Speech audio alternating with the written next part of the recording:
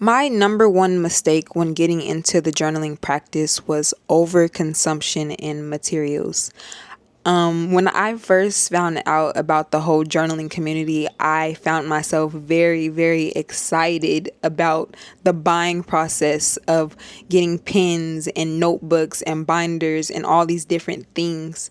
And I definitely went overboard with the experience, and I found myself lacking joy in the actual journaling process because I was just buying way too many things rather than focusing on the actual practice of writing in my journal. So, yeah, I went down a very terrible spiral of just always on Amazon, and I found myself in a very unhappy place because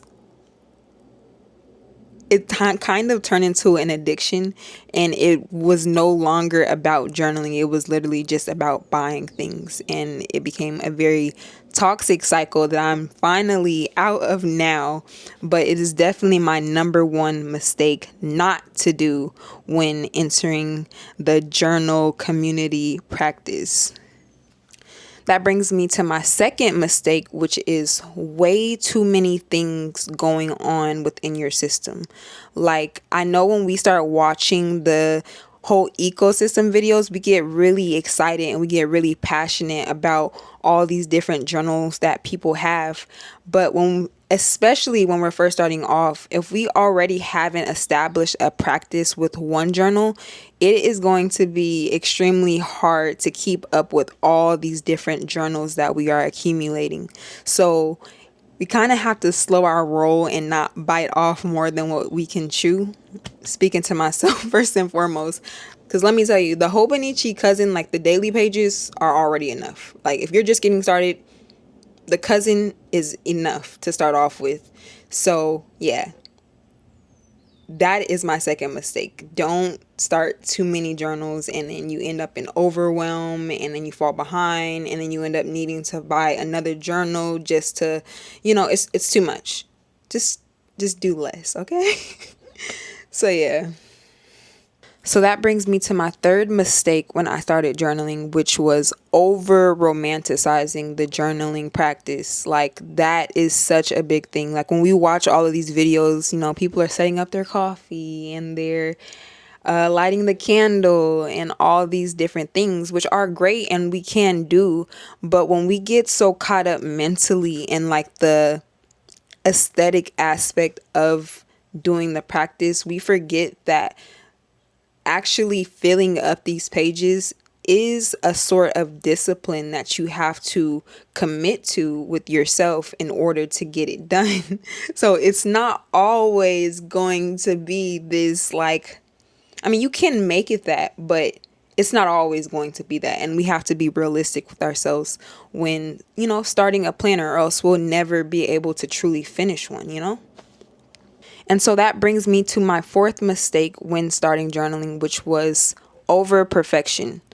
Over perfection is a killer for anything in life, and especially when journaling. One thing that I had to understand is that life is literally a roller coaster. Like, one week we might be feeling great, and then the next week we're literally sad. And I have to say that definitely affects my journaling practice. When I'm in a lesser mood, I don't feel like journaling. So when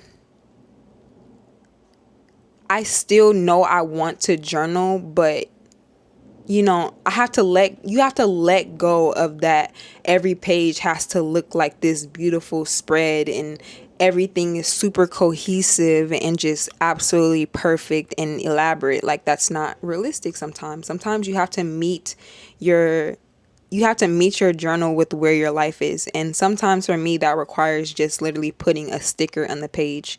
There's literally some pages where I just wrote in black ink, "This was a horrible week." And that's it. It's okay. And some pages I even literally just practice my handwriting. I don't have anything to write. So I just practice writing the alphabet in order to get my handwriting better. And I just use different color inks and things like that just to add a little spice to it. But yeah, over perfectionism is a killer when starting journaling. Don't be overly perfect. when you feel like it and you're having a great day, do that great page, that great spread that you would do. But if you're not feeling like it, in order to keep yourself and the momentum going in your journal, sometimes you just have to do something simple, and it's not going to be that outstanding, and that's okay. And my last and final mistake when entering the journaling practice is consuming too much journaling content. One thing that I realized, that watching too much of the thing that I know I wanted to do, it kind of tricked my brain into thinking that I was actually doing that thing when I wasn't. And then by the time I sat down at my desk to try and journal, I was just like so overstimulated and just so confused by what it is that I really wanted to do, because I was watching too many videos and other people doing the thing. So I would definitely suggest staying away from watching too much. That doesn't say that you shouldn't watch it at all, but you have to meet yourself where you're at. You have to do it responsibly. Like, get started first on your own thing, and then incorporate watching other people to kind of add on to your practice. That's ultimately what watching people should do. It should add to your practice rather than you embodying someone else's practice, or else it will never truly feel like yours, and it will never truly feel fun to you. So yeah, that's just my experience. And yeah, that leads us to the end of this video, guys. I actually have to go to work, but I really wanted to film this video while it was on my brain to do so. So I hope that you enjoyed it. I hope that you learned something